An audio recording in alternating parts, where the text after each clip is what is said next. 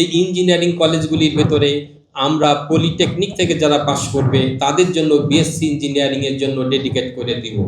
যারা HSC vocational pass করবে তাদের জন্য BSc in vocational education. Social stigma আছে, আমাদের আন্ডার ইউটিলাইজড থেকে যাচ্ছে আমাদের টোটাল ক্যাপাসিটি অফ এনরোলমেন্ট, তাই না? এইটা কিন্তু কিছু সামাজিক স্টিগমা কাজ করে। গার্জিয়ানরা চিন্তা করে যে এইখানে দিব, ভোকেশনালে পড়ে আমাদের বাচ্চারা তো আর পরে উচ্চশিক্ষা নিতে পারবে না, এইখানেই তারা স্টিক হয়ে যাবে, তারা এইখানেই ব্লক হয়ে যাবে, তাদের আর উচ্চশিক্ষার সুবিধা থাকবে না। আমরা আমাদের মাননীয় মন্ত্রীর সাথে আমরা একাধিকবার বসেছি, আপনাদের অনেকের সাথে বসেছি। আমরা যে টেকনিক্যাল কলেজগুলি ইঞ্জিনিয়ারিং কলেজ 4টা করতেছি, আমাদের 4টা ইঞ্জিনিয়ারিং কলেজ আছে, আর 4টা ইঞ্জিনিয়ারিং কলেজ আমরা করব। 4টা ইঞ্জিনিয়ারিং কলেজ যেটা আছে তারা আবার তাদের বিভিন্ন ইস্যুতে তারা একটু ঝামেলা করছে, আমি ঝামেলা বলবো না, তাদের কিছু বিষয় আছে সেগুলি আমরা অ্যাড্রেস করছি, ওটা এখানে নাই বা বললাম।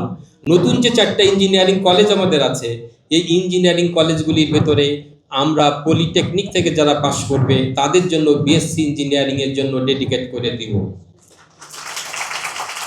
আর একটাকে আমরা ডেডিকেট করে দিতে চাই, সেটা হলো যে ভোকেশনাল, যারা এইচএসসি ভোকেশনাল পাস করবে তাদের জন্য BSc in vocational education. BSc in vocational education. এখন এই সোশ্যাল যে স্টিগমা, সেই সোশ্যাল স্টিগমা থাকার কোনো অবকাশ থাকবে না। আমাদের গার্ডিয়ানরা বুঝবে যে আমি যদি আজকে এসএসসি ভোকেশনালে আমার বাচ্চাটাকে দেই, অথবা যদি এসএসসি পাস করার পরে এইচএসসি ভোকেশনাল অথবা ডিপ্লোমা ইঞ্জিনিয়ারিংয়ে দিয়ে দেই, তাদের উচ্চশিক্ষারও সুযোগ রয়ে গেছে। উচ্চশিক্ষা তারা করতে পারবে, বিএসসি ইঞ্জিনিয়ার হতে পারবে, তারা বিএসসি ইন টিবেট এডুকেশন এটাও করতে পারবে। সুতরাং এই যে হীনমন্যতা ছিল সেইটা আর থাকবে না। এই জন্য আন্ডার ইউটিলাইজড ক্যাপাসিটি, আমি আশা করি যে সামনের সময়ে এইটা থাকবে না, আমাদের টোটাল ক্যাপাসিটি আমরা পূরণ করব।